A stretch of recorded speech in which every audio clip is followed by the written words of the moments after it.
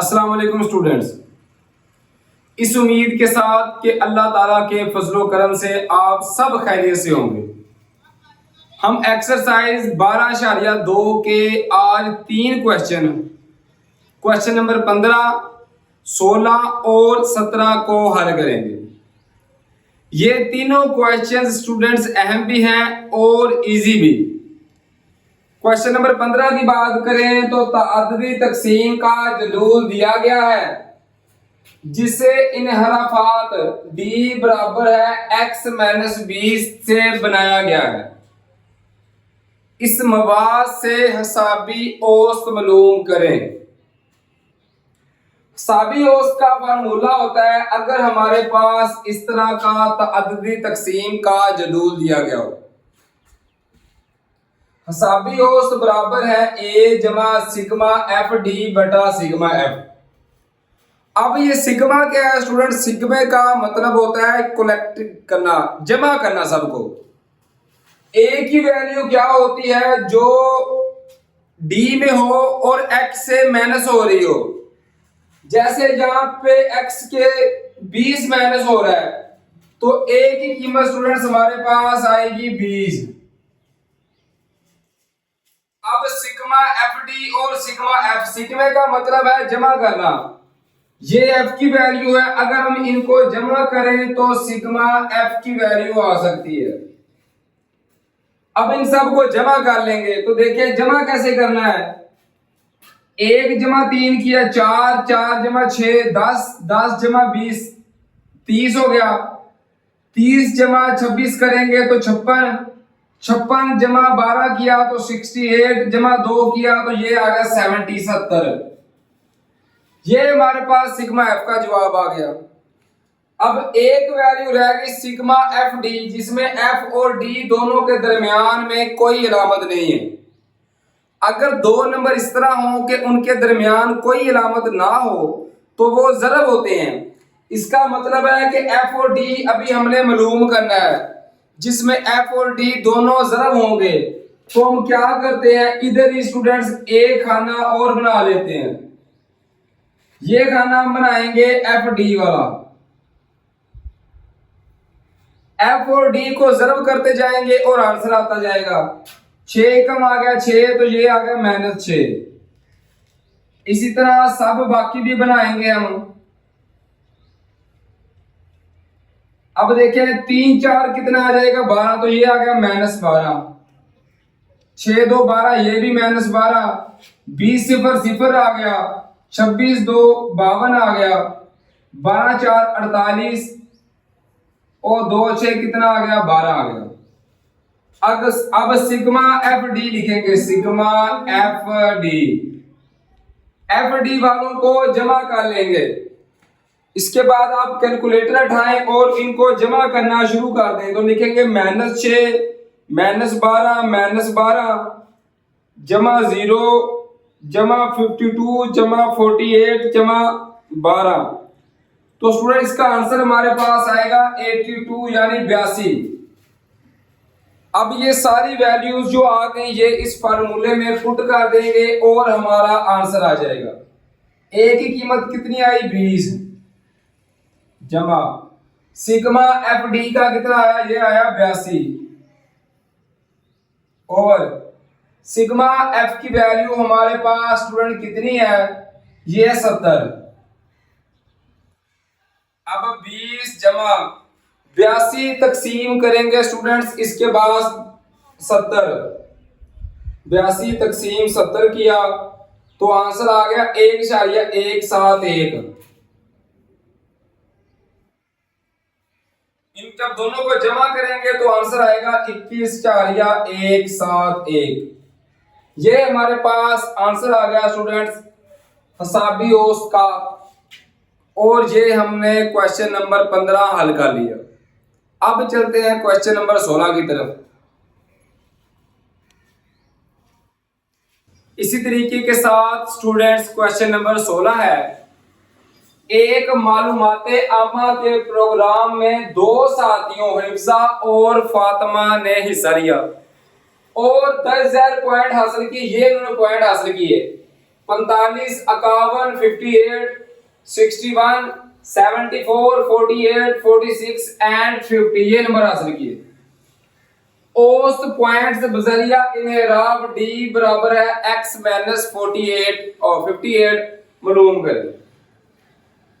इस टाइप का क्वेश्चन आया स्टूडेंट्स कि अगर हमें उसने तअद्दुदी जदूल ना दिया गया हो, जिस तरह क्वेश्चन नंबर 15 में था, इस तरह के पॉइंट्स दिए गए हों और वो कहे कि आपने बजरिया इनहराफ मालूम करना है, तो फिर हिसाबी औसत का फार्मूला होता है a जमा सिग्मा d बटा n। a की वैल्यू वही आएगी जो d में x से माइनस हो रही है। a की वैल्यू कितनी आएगी 58, तो हम लिख लेते हैं कि a की जो कीमत है वो आएगी 58। अब n क्या है, n मींस टर्म्स, कितनी रकमें आ रही हैं, तो देखिए 1 2 3 4 5 6 7 और 8, तो n की कीमत कितनी आ गई 8। अब रह गया सिग्मा d, तो पहले d की वैल्यू मालूम करेंगे, उसके बाद सिग्मे का मतलब है कि सबको जमा कर लेंगे। अब d कैसे मालूम करेंगे, x minus 58, x minus 58, 45 minus 58 किया तो ये आ गया माइनस 13, 51 माइनस 58 किया तो ये आ गया माइनस 7, 58 माइनस 58 किया तो ये आ गया 0, 61 माइनस 58 किया तो ये आ गया 3, 74 में से 58 माइनस करेंगे स्टूडेंट तो ये आएगा 16, 48 में से 48 माइनस करेंगे तो ये आएगा माइनस 10, 40 माइनस 58 करेंगे तो ये आएगा माइनस 12। अब 50 माइनस 58 करेंगे तो ये आएगा माइनस 8। ये सारी हमारे पास d की वैल्यू आ गई। सिग्मा d मालूम करना है तो इसका मतलब है कि इन सब को हमने जमा करते जाना है। जो जो अलामत है वही अलामत लिखते जाएंगे, माइनस 13 माइनस 7 जमा 0 जमा 3 जमा 16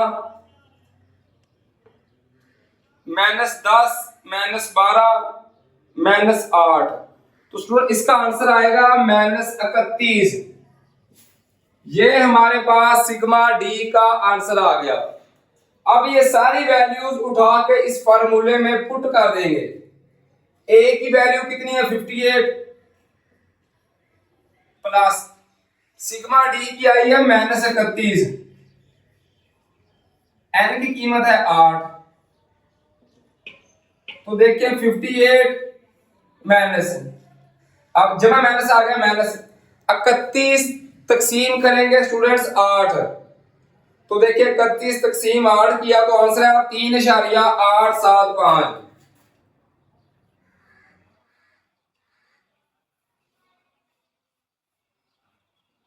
अब 58 से स्टूडेंट ये चीज माइनस कर देंगे तो लिखेंगे 58 माइनस 3.875, तो इसका आंसर आएगा 54.125।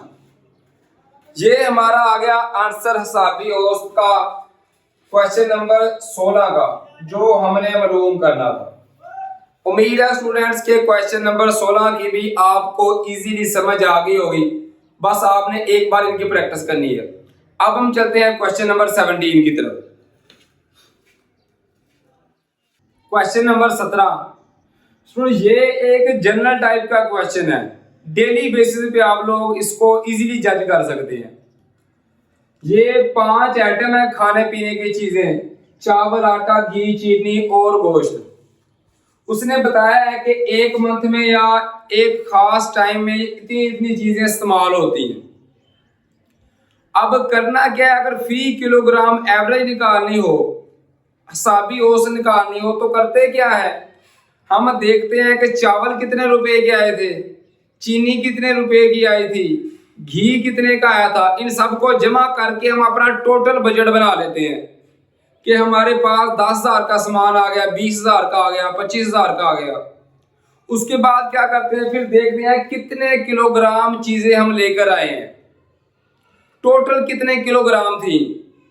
तो जो टोटल हमारा बजट होता है, हमने टोटल जो किलोग्राम है उनको तकसीम करना है, तो हमारे पास औसत फी किलोग्राम के हिसाब से एवरेज निकल आती है। अब इसको भी इजीली हल करेंगे। चावल 10 किलो है, 1 किलो की कीमत कितनी है? 96। अब 10 किलोग्राम की कितनी होगी? 96 के साथ जरब करेंगे, 96 जरब 10 करेंगे तो ये आएगा 960। मतलब चावल कितने के आ रहे हैं हमारे? 960 के आ रहे हैं। अब आटा है 12 किलो और आटे की 1 किलो के हिसाब से कीमत है 48। तो हम इनको आपस में मल्टीपल कर देंगे। 12 जरब 48 किया तो 576 रुपए का स्टूडेंट हमारे पास आटा आएगा। अब फिर है घी। घी हमने 4 किलो इस्तेमाल किया है, इसकी पर केजी प्राइस है 190। तो लिखेंगे 4 जरब 190 तो ये आंसर आएगा 760 रुपए। इसी तरह चीनी कितनी है? चीनी है 3 किलो और 1 किलो की कीमत है 49। तो लिखेंगे 3 जरब 49 तो ये हमारे पास चीनी जो आएगी वो आएगी 147 रुपए की। अब गोश्त 2 किलोग्राम है, 1 किलो की कीमत है 650। जब जरब करेंगे 2 तो ये आएगा 1300 रुपए का गोश्त। अब क्या करेंगे? ये हमारे पास कीमतें आ गई। अब सिर्फ करना क्या है? फार्मूला लिखेंगे, वही औसत का फार्मूला क्या होता है? मजमुआ। अगर इस टाइप का क्वेश्चन आए ना तो क्या करेंगे? जो हमारे पास रुपए आए थे, कीमतें आई थी, उनको अलग से जमा कर लेंगे और जो किलोग्राम जितने आ रहे हैं उनको डिवाइड कर देंगे। तो लिखेंगे जी मजमुआ या कीमतों का मजमुआ लिख लें। कीमतों का मजमुआ ओवर तादाद। कितनी किलोग्राम है? तादाद थी, साथ लिख रहे तादाद किलोग्राम में। अब क्या करेंगे? कीमतों का मजमुआ, इन सब को जमा कर लेंगे स्टूडेंट्स। तो लिखेंगे 960 जमा 576 जमा 760 जमा 147 जमा 1300 ओवर। अब देखेंगे टोटल कितने किलोग्राम थी। 10 किलो चावल थे, 12 किलो आटा, कितना हो गया? 22 किलो टोटल चीज होगी। जमा 4 किया तो ये हो गया 26 किलो, जमा 3 किया तो ये हो गया 29, जमा 2 किया तो 31। टोटल जो हमारे पास किलोग्राम में चीजें आई हैं वो 31 किलो आई हैं। तो डिवाइड कर देंगे 31 पर। अब पहले इन सब को जमा कर लेंगे स्टूडेंट। तो जमा करेंगे, लिखेंगे 960 जमा 576 जमा 760 जमा 147 जमा 1300। हमारे पास आंसर आएगा 3743 रुपए ओवर 31। 3743 रुपए के हमारे पास हमारा टोटल बजट बना था और किलो कितना थे? 31। अब 3743 को जब हम तकसीम करेंगे 31 पे तो हमारे पास पर किलोग्राम की एवरेज निकल आएगी और ये आ रहा है 120.7।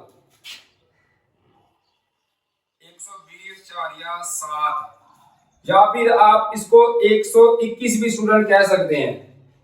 121 आएगा पर किलोग्राम, पर केजी। फी किलोग्राम भी आप इसको कह सकते हैं। तो ये हमारे पास स्टूडेंट्स आंसर आ जाएगा हमारे क्वेश्चन नंबर 17 का। उम्मीद है कि ये तीनों क्वेश्चंस आपको बआसानी समझ में आ गए होंगे। अगर आप मेरे चैनल पे न्यू हैं, अगर आपने अभी तक मेरे चैनल को सब्सक्राइब नहीं किया तो काइंडली चैनल को सब्सक्राइब कर लें, बेल आइकन के बटन को दबा दें ताकि आप तक हमारी आने वाली नई वीडियोस आसानी के साथ अप्रोच कर सकें।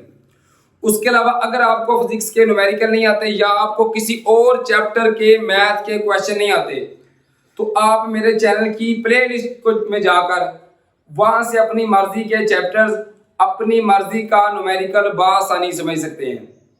दुआओं में याद रखिए स्टूडेंट्स, अपना और अपने वालिदैन का बहुत सारा ख्याल रखिए।